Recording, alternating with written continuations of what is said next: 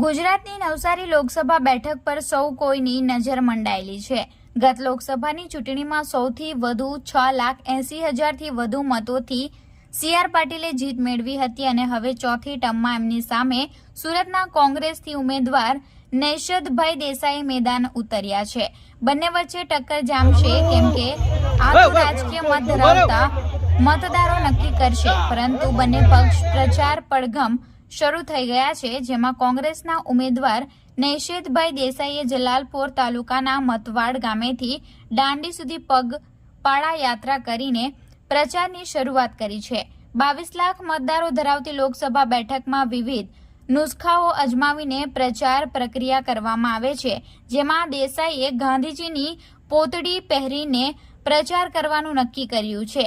ગુજરાત ભાજપના ભામાશાહ તરીકે જાણીતા અને સમગ્ર ગુજરાતને પેજ કમિટી જેવું માઇક્રો પ્લાનિંગ આપીને મજબૂત કરનાર સી.આર. પાટીલની સામે નવા પ્રકારની રાજનીતિ નૈશદભાઈ દેસાઈએ શરૂ કરી છે। આજે અમે સવારે ફોર્મ ભર્યા બાદ 4:30 વાગ્યે મટવાડથી દાંડીની ઐતિહાસિક યાત્રાની શરૂઆત કરી અમારા પ્રચાર પ્રસાર કાર્યક્રમની શરૂઆત કરી।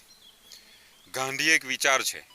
અત્યારે ભારતીય જનતા પાર્ટી કે જે ગોડસેની વિચારધારાથી ચાલી રહી છે, ગોડસેની વિચારધારા પર અમારો ગાંધી વિચાર જે છે એ ભારે પડશે અને ગાંધી વિચારથી જ દેશ આઝાદ થયો હતો। જે સમયે અંગ્રેજો સામે કોઈ સામે જવાની તૈયારી નહીં કરી શકતા હતા, વિચાર પણ નહીં કરી શકતા હતા, એવા સમયે એક ગાંધી જ હતા કે જે એક લાઠી લઈને અંગ્રેજોને ભારે પડ્યા હતા અને અંગ્રેજોએ દેશ છોડવો પડ્યો હતો।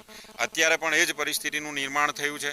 ભારતીય જનતા પાર્ટીની જે ગોડસેની વિચારધારા છે એની ઉપર અમે ગાંધી વિચારધારાથી આગળ વધીશું અને લોકોને જાગૃત કરશું અને લોકો ગાંધી વિચારધારા સાથે જોડાશે અને અમે આ ઇલેક્શનમાં એટલે કે આ નવસારી 25 લોકસભા પર અમે વિજય પ્રાપ્ત કરશું અને સી.આર. પાટીલ સામે મજબૂતાઈથી લડશું એવો પાક્કા નિર્ધાર સાથે અમે આજે અમારા પ્રચાર પ્રસારની શરૂઆત કરી છે।